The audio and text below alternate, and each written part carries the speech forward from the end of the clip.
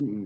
Apakah kalau gitu nanti ada orang yang kita doakan terus nggak sembuh, berarti imannya kurang dong, ya kan? Logikanya kan begitu.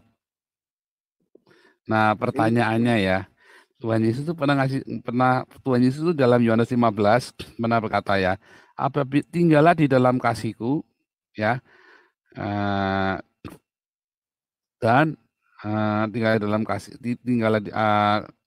tinggallah di dalam aku dan firmanku di dalammu. Maka iya, apapun yang kamu kehendaki, ya, iya, akan dikabulkan, akan iya, diberikan kepadamu. Yohanes 15 ayat 7 sampai 12, ya. Intinya adalah itu, tinggal dalam kasihnya Tuhan Yesus dan eh, firman, remanya Tuhan Yesus ada di kita.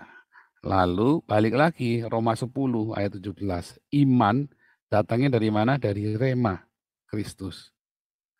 Ya kan? iya, Nah, dan dikatakan lagi, ternyata tadi tinggallah di dalam aku. Kalau kita tinggal di dalam kasih Yesus, maka kita punya rema. Nah, orang yang punya rema, maka dia punya iman.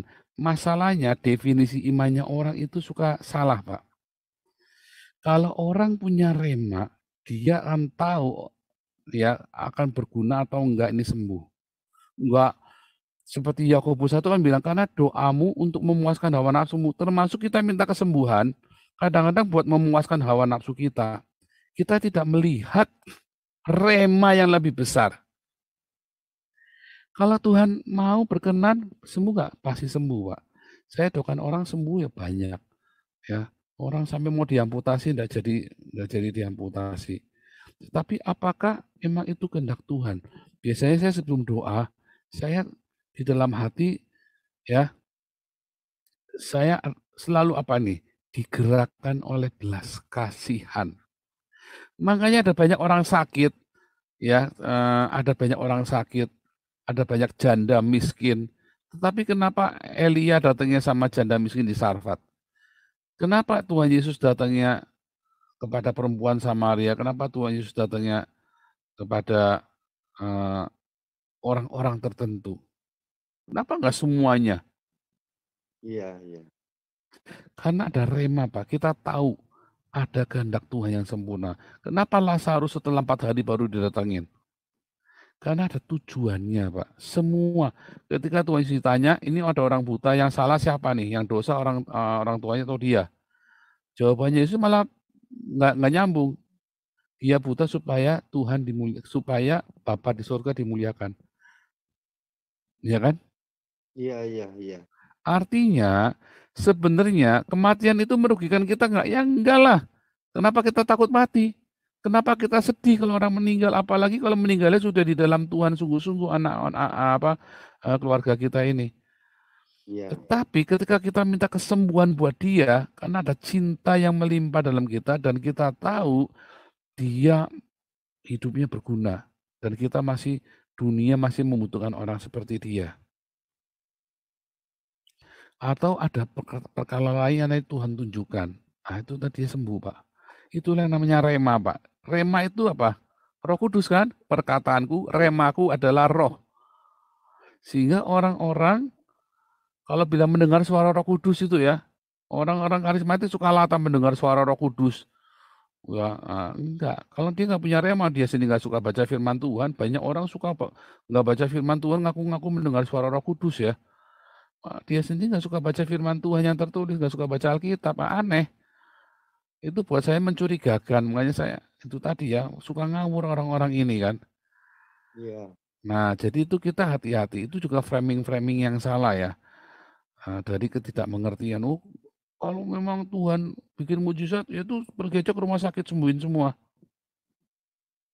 iya, iya, iya, Satu, betul, saya pengennya juga begitu. Saya pergi ke rumah sakit. Satu, rumah sakitnya belum tentu boleh.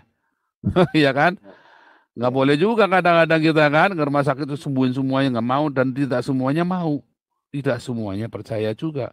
Dan kalau percaya pun ya itu sebenarnya percaya dari apa? Percaya karena hawa nafsu. Pokoknya saya mau sembuh. Apa karena benar-benar dari rema saya tahu saya sembuh. Nah itu loh. iya, iya, Itulah sebabnya ketika kita berdoa, sebenarnya kita sudah tahu jawaban doa kita. Iya. Seringkali kita sudah tahu, ya. Yang kita nggak tahu karena kita ngotot, hawa nafsu kita melebihi penyerahan diri kita. Wah, kita bilang percaya percaya percaya, tapi kalau Tuhan bilang enggak, terus kita nyeselnya minta ampun, "Kenapa Tuhan? Kenapa Tuhan ini? Kenapa Tuhan nggak begitu?" Lah, katanya kamu percaya Tuhan, kamu kok tidak percaya bahwa Dia pilihan yang terbaik buat kita. Nah, itu kan jadi paradoks, Pak. Iya iya. Iya. Itu paradoks, Pak. Dan banyak jemaat diajari bukan untuk dia mengerti tentang ini, tentang kasih yang menjadi rema-rema yang menjadi iman, tetapi diajarnya pokoknya doanya kudu dikabulkan.